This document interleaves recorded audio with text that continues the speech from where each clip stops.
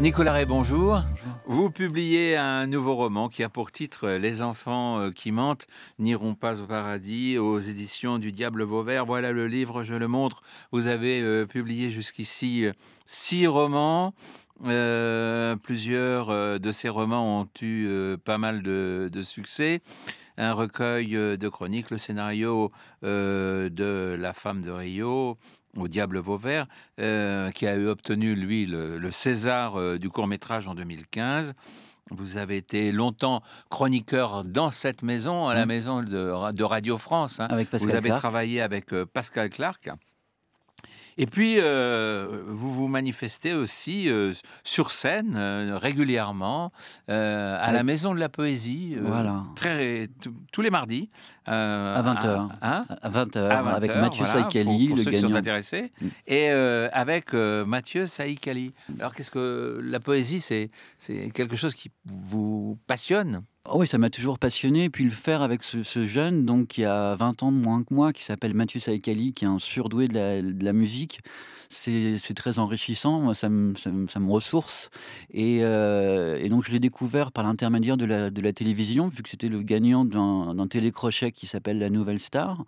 Et j'ai découvert l'univers musical de ce jeune homme qui va parfaitement bien avec ce que j'aime en livres de Brotigan à Bukowski en passant par Albert Cohen. Donc on s'est créé un monde comme ça tous les mardis soirs à la Maison de la Poésie. Alors, c'est Pinocchio qui est sur la couverture du livre. Ouais, Hein? ouais. C'était un mot que me disait ma mère souvent, chaque quand je faisais une bêtise. Elle me disait, le lendemain, elle me l'écrivait: les enfants qui mentent n'iront pas au paradis. Et donc, Je le sais nez pas si s'allonge. Voilà, exactement. Voilà. Alors, on va essayer de savoir qui ment dans le livre. Les enfants qui mentent n'iront pas au paradis. En quelques mots, donc, voilà l'histoire d'un homme qui est un écrivain et qui rencontre une jeune femme, a priori, on pourrait dire, bien sous tout rapport. Ouais, c'est trop bien sur tout rapport même. Ouais, ouais. Et là, alors le nez qui s'allonge, il va se mentir à lui-même parce qu'il il va vouloir se persuader qu'elle est effectivement bien sur tout rapport jusqu'au bout. Seulement, ce côté vieille France qu'elle a cache un côté plus extrémiste, proche. Elle milite même au Front National. Alors que vous appelez pas le Front National dans Non. votre livre, ça s'appelle le Parti National. Le Parti national, exactement. Et donc, c'est en fait cette histoire-là de Gabriel, donc cet écrivain un peu dépressif, qui retrouve vie par l'intermédiaire de cette femme qui a 15 ans de plus que lui, cette cinquantaine radieuse, et qui retrouve vie avec cette femme, et qui, hélas, va découvrir que son monde va s'écrouler lorsqu'elle va découvrir que son côté militante, quoi, Oui, qui mais ne peut sauf pas que, enfin, tolérer. bon, au départ, peut-être même bien au-delà d'ailleurs, cette femme a beaucoup de qualités. D'abord, elle est belle, Ouais, c'est une institutrice, ouais. c'est une militante, C'est une mère de famille. voilà, une mère de famille, etc. Enfin, militante dans un parti, mais aussi, c'est une femme, on pourrait dire, proche des Français. Ben oui, oui, oui, oui, oui, elle est elle a un côté très Marianne, en fait. Ouais, ouais, Hein? c'est vrai. Ouais, ouais. En fait, c'est ce qui m'intéressait, c'était de donner, en fait, d'expliquer que, si on continuait à considérer, le Front national uniquement comme un parti d'archanges aux pieds fourchus, de côté diabolique, on n'avait rien compris. C'était des gens, comme vous et moi, et fallait essayer, certainement, avant de les juger, peut-être de les comprendre, et une fois qu'on les a compris, on peut peut-être parler avec eux ou avoir un peu moins envie de les juger, ou les 2. Mais Mais c'est ce vous-même, qui en tant m'intéressait. qu'écrivain, vous dialoguez forcément avec des lecteurs qui sont aussi des lecteurs qui appartiennent au Parti Mais national, non? j'y ai pensé. Je me demandais comment ils allaient recevoir ce livre. Ouais, ouais, c'était l'un des intérêts de Alors, l'écriture. Et ben, je pense qu'ils vont vous n'avez pas acheté des tomates? non, pas encore. Non, non, non, non, non, non, non. Mais ça m'intéressait de voir, Ils sont justement, ouverts? ça dépend, ça dépend. Ça dépend. Par exemple, sur le mariage gay, leur position est très surprenante. Ils n'ont pas participé aux manifestations du mariage pour tous. Ils ont eu une position très radical là-dessus, qui était pour le mariage pour tous, en fait. On ne s'attendait pas à ça. Et pareil, l'institutrice dont Gabriel tombe fou amoureux, euh, Catherine Arnaud, elle est contre la peine de mort, elle est pour l'avortement, elle a des positions comme ça qui ne sont pas forcément celles qu'on attend de quelqu'un d'extrême droite. Donc l'amoureux, Gabriel, va être un peu comme ça, balayé, enfin, oui, hem,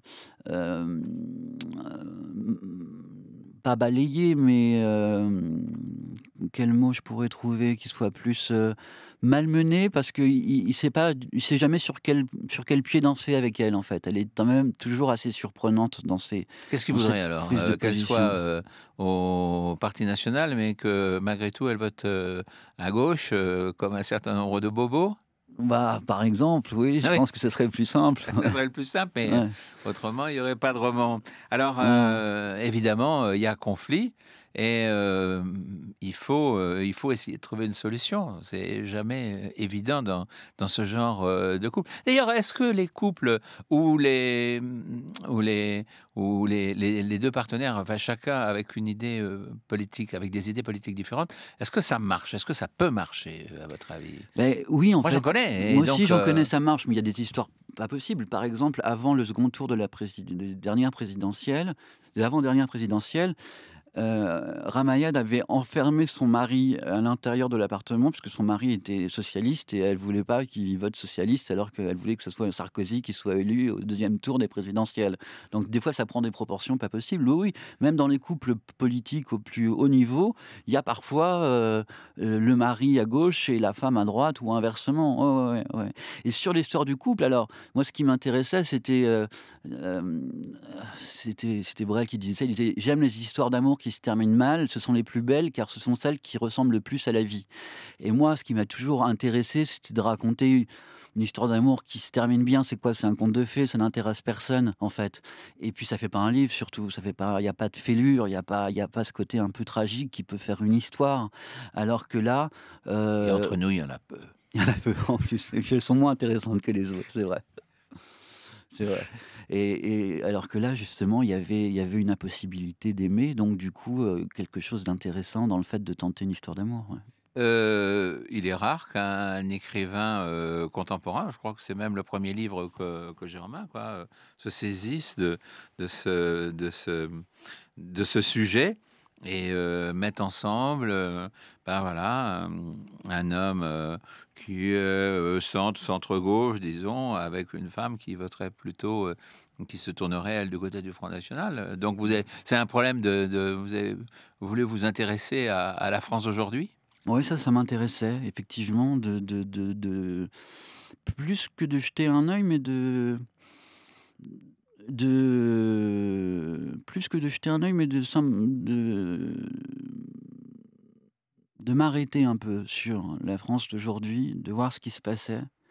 Parce que, heu, on se retrouve parfois, il y a Dostoïevski dans Notes du sous-sol écrit: J'étais inclassable», ce qui permettait aux vulgaires de me classer partout. C'est-à-dire que les gens parfois deviennent inclassables, quoi, et cette fille-là me paraissait inclassable et donc j'ai voulu quasiment enquêter là-dessus comme on fait, un job d'enquêteur, en fait, voilà. Ce qu'il faut dire aussi, c'est que, votre livre, votre vie, enfin et tout ce que vous avez fait jusqu'ici et Nicolas Ray, l'humour est toujours, présente, Oui, il faut, hein? oui, oui, oui, Toujours? oui, oui, bah, les enfants qui mentent n'iront pas au paradis, c'est ça, vous savez? Dans la vie, il y a toujours que 2 solutions, en fait, soit on est, c'est pour ça que c'est pas la peine de s'inquiéter. Soit on est malade, soit on est en bonne santé. Si on est en bonne santé, c'est pas la peine de s'inquiéter et si on est malade, il y a 2 solutions. Soit on va mourir, soit on va guérir. Si on va, guérir, c'est pas la peine de s'inquiéter et si on va mourir, il y a 2 solutions. Soit on ira en enfer, soit on ira au paradis. Si on va au paradis, c'est pas la peine de s'inquiéter et si on va en enfer, on sera tellement occupé à serrer dans nos bras tous nos amis qu'en fait, c'est pas la peine de s'inquiéter. Voilà. Merci beaucoup, Nicolas Ray. Voilà, Merci bon, à vous. bah, je crois que votre philosophie, rejoint beaucoup celle la façon dont vous écrivez ce livre. Les enfants donc qui mentent n'iront pas au paradis.